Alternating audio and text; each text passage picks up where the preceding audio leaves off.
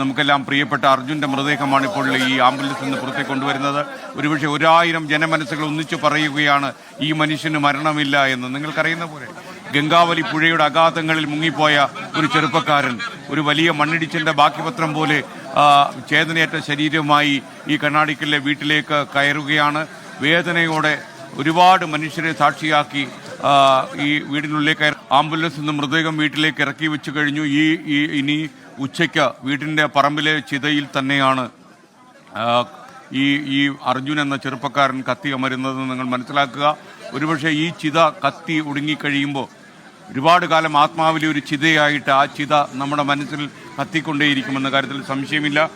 ഒരുപക്ഷെ ഈ ദുരന്ത മണ്ണിൽ, ഈ കണ്ണാടിക്കലെ ഈ ദുരന്ത ഭൂമിയിൽ നമ്മൾ നിൽക്കുമ്പോൾ ഒരുപക്ഷെ നമുക്ക് വിവരിക്കാൻ കഴിയാത്ത ജീവിത ചിത്രങ്ങളായിരിക്കും ഈ വീട്ടിലുള്ളിലുള്ള അന്തേവാസികളുടെ മനസ്സിലുണ്ടാവുക.